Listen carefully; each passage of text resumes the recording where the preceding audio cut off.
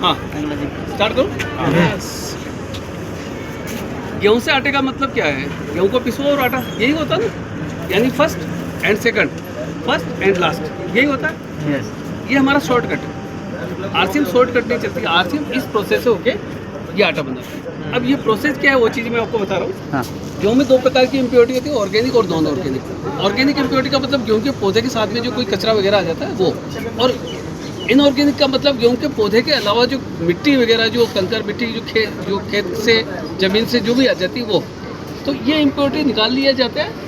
और यहाँ के बाद में इसमें कंकर पत्थर मिट्टी भी निकाल लिया जाता है। परंतु एक मडबोल होती है, मडबोल जिसको मिट्टी की डली बोलते हैं, वो खेत से आती है पौधों की जड़ों के साथ में, और पौधों की जड़ों के साथ में आती है, आने के बाद में गेहूं के साथ आ जाती है।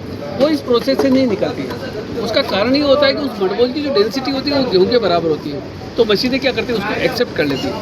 उसको निकालने के लिए गेहूं की हमें रबिंग करनी पड़ती है। जब रबिंग होगी तो मडबोल होती है, सॉफ्ट होती है, और सॉफ्ट होने की वजह से टूट के इस प्रकार का पाउडर बन जाती है और निकल जाती है। गेहूँ आपका साफ़ सुथरा हो गया। परंतु जो गेहूँ का शेप होता है, एक डीप लाइन होती है गेहूँ के बीच में, वो डीप लाइन हमारे लिए वापस एक चैलेंज बन जाती है। चैलेंज इसलिए बनती है कि जो मिट्टी होती है वो डीप लाइन में आके ऐसे अटक जाती है। उसको निकालने के गेहूँ को हम नीडल मशीन में डालते हैं। नीडल मशीन में डालने से लाखों नीडल होती है, तो नीडल क्या करेगी, जैसे ही इसकी डीप लाइन इसके कांटेक्ट में आएगी, नीडल क्या करेगी, इसको यहाँ से स्क्रैच करके ये इस प्रकार का पाउडर निकाल देगी। गेहूँ आपका पूरी तरह से साफ सुथरा तैयार हो गया। लेकिन गेहूँ आपका स्टोर कहाँ था? मंडियों में था। किसान के घर में, व्यापारी के घर के लोकर में थोड़ा पड़ा था क्या? मंडियों में वही था। तो किसी ने वहाँ चूहों की चौकीदारी की क्या? नहीं की। तो चूहे ने अपनी गंदगी कहाँ फैलाई? गेहूँ में। कोई पक्षी आया यहाँ से गेहूँ का दाना उठाया, इसी पे बीट कर गया। गेहूँ मंडियों में बड़े बड़े ढेर होते हैं, रात को चौकीदार सो जाता हो तो उसी ढेर पे कुत्ते और बिल्ली घूमते हैं। आपको बातें कड़वी लगेगी, लेकिन ये हकीकत है। हकीकत है ना? बातें कड़वी लगेगी आपको, लेकिन हकीकत है। तब ये गंदगी कहाँ फैलाएंगे? गेहूँ में। कोई पल्लेदार जाएगा तो जूते पहन के जाएगा, जूते खोल के जाएगा, जूते पहन के जाएगा, तो गली मोहल्ले की गंदगी जूतों में और जूते की गंदगी गेहूँ में। आप इसका डायग्नोस नहीं कर सकते हो कौन से मेरे गेहूं में है कि नहीं है, ये तो आप मालूम नहीं कर सकते हो। और इसकी साफ करने की कोई मशीन भी नहीं है। हमारे पास सिर्फ एक ऑप्शन है, पानी। तो गेहूं को पानी से धोते हैं, धोने के बाद में गंदे पानी को ड्रेन कर देते हैं। हमारे पास साफ़ सुथरा गेहूं तैयार हो गया। हम इसको 8 घंटे के लिए स्टोर कर देते हैं। गर्मियों में 8 घंटे और सर्दियों में 10 से 11 घंटे के लगभग। 8 घंटे स्टोर करने का मतलब ये होता है, यदि किसी सीड में एक बार पानी लग जाए तो सीड अपने आप में जर्मिनेशन करता है, अंकुरण। कोई भी सीड हो, डॉक्टर कहते हैं ना, आप अंकुरित मूंग खाइए, अंकुरित चने खाइए। कभी सूखे मूंग के लिए बोला क्या? सूखे मूंग खा लीजिए, नहीं बोला ना। क्योंकि कोई सीड यदि जर्मिनेशन करेगा तो एनवायरनमेंट से नाइट्रोजन लेके अपने आप में प्रोटीन बनाएगा। कोई भी सीड हो, तो गेहूं भी क्या करेगा, एनवायरनमेंट से नाइट्रोजन लेके अपने आप में प्रोटीन बनाएगा। जब 8 घंटे के बाद इसका प्रोटीन लेवल अच्छा आ जाता है तो हम इसको ग्राइंडिंग के लिए भेज देते हैं। ये ग्राइंडिंग की मशीन का टॉप है और ये है बॉटम। टॉप फिक्स रहता है और बॉटम रोटेट होता है। इसके बीच में गेहूँ आता है और गेहूँ का आटा बनता है। ये बीच में जो होल नज़र आ रहा है, इसमें एयर और गेहूं दोनों अंदर आती है, और ये जो डीप लाइनें हैं, यहाँ से आटा और एयर वापस बाहर निकलता है। जब कंप्लीट एयर आएगी और कंप्लीट एयर बाहर निकलेगी तो न तो पत्थर गर्म होगा, न आपका आटा गर्म होगा। यानी आपको न्यूट्रिशन लॉस पे सब कुछ मिल जाएगा।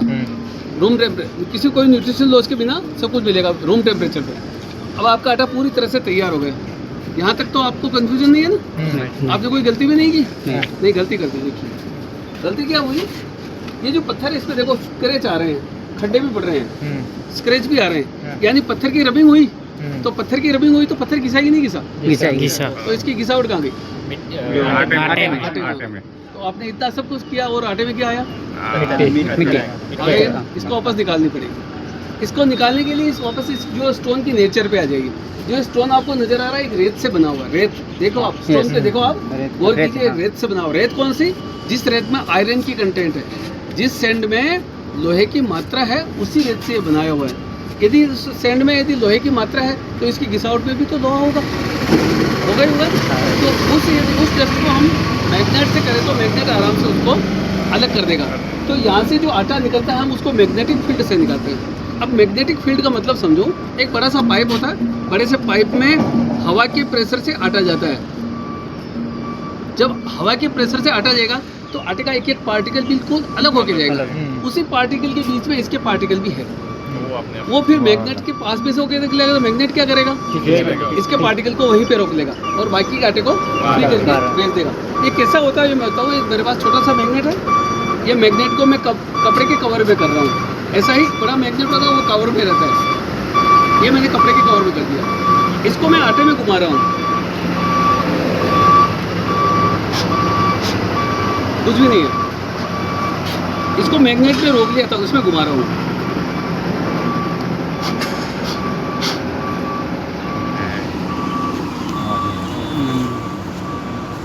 ये इसके पत्थर की घिसा। अब जैसे ही मैंने मैग्नेट हटाया ऐसे ही पार्टिकल, आटे जैसा ही पार्टिकल है, ये मैग्नेट हटा दिया। हटा दिए।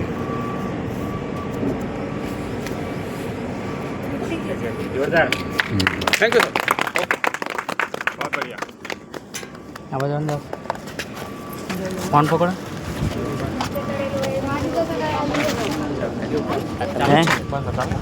चालू है ना वीडियो।